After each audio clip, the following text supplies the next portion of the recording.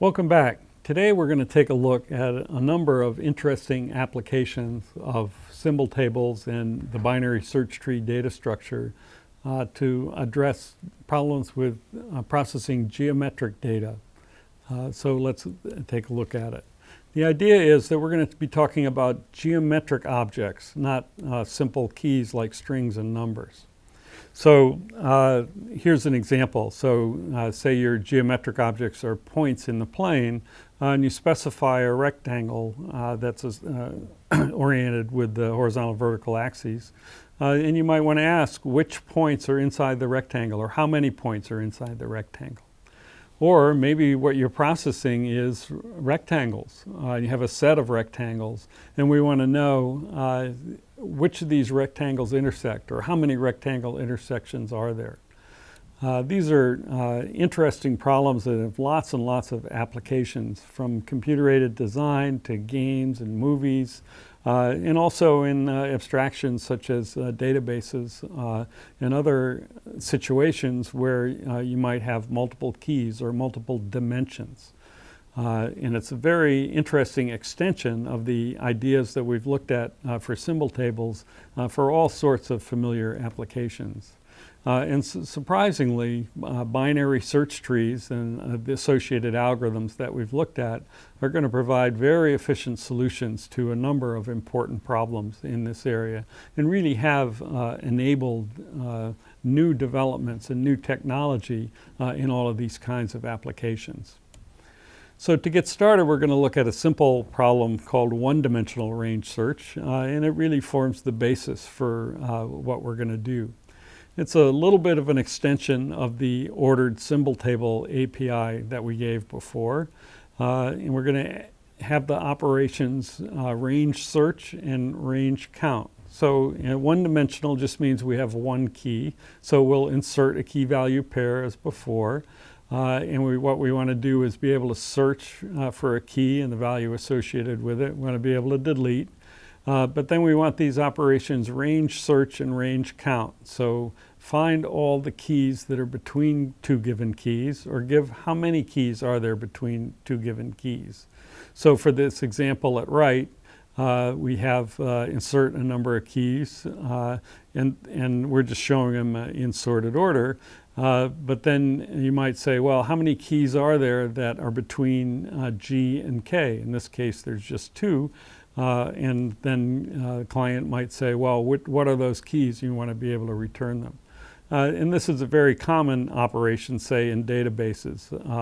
You want to return how many taxpayers have salaries between 1 million and 10 million, and then which ones are there, and so forth. So range searching is a very important fundamental operation. Now in geometric interpretation, we just think of the keys as points on a line. And so the key values, are just specified as points on a line. We might convert the letters to numbers, or keys might be numbers. And then what we're looking for is to find or count the points in a given interval in one dimension. So how we're going to implement that? Well, this is a basic problem that is very similar to our symbol table problem. We might consider keeping the things in an unordered array. Just put them in an array, and then, well, insertion is fast. We just add it to the end of the array. We might have to use resizing to make the array grow.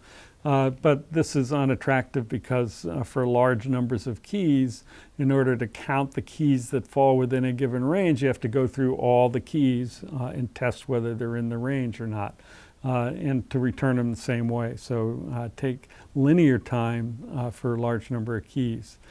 If you keep the things in order, like in a binary search situation, then to insert, in order to keep it in order in an array, you might need to move the larger ones over one position and so forth. Our elementary implementation of binary search, when we did symbol tables, did this.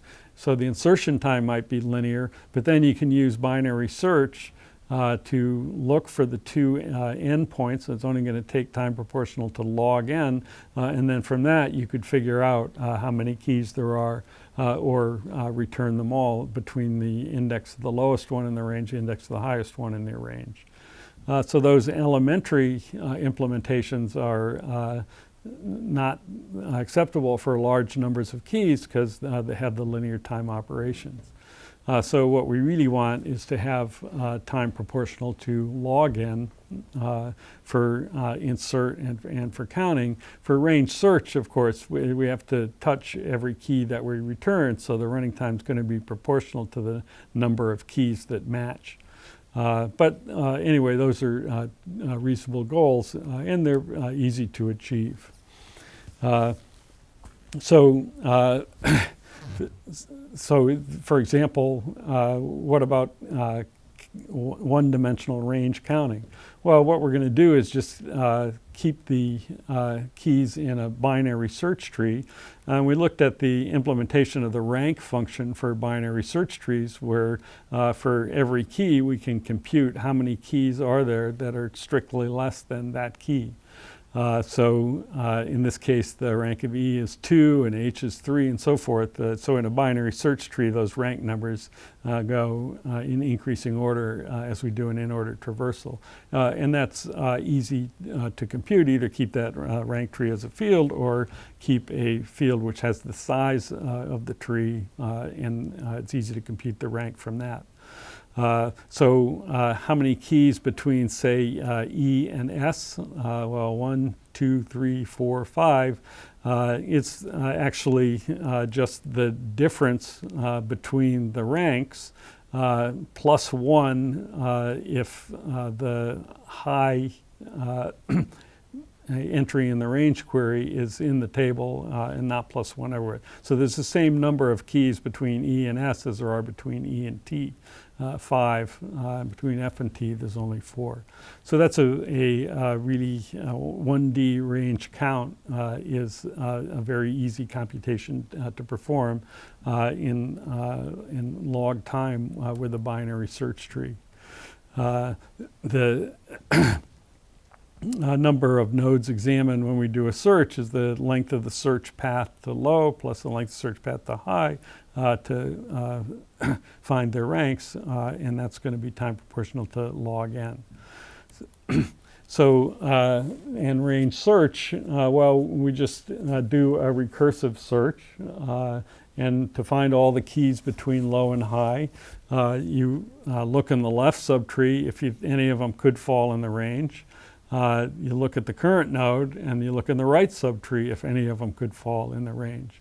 And it's easy to tell whether any of them could fall in the range by just checking whether the range overlaps the root or not.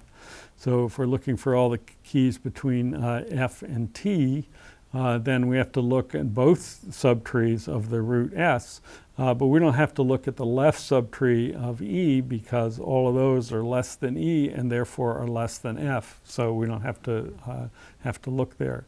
But otherwise, it's a simple modification of recursive tree search to find all the keys. And it's easy to see that the running time of that is going to be proportional to the number of keys returned plus log n. So that's one-dimensional range search using binary search trees.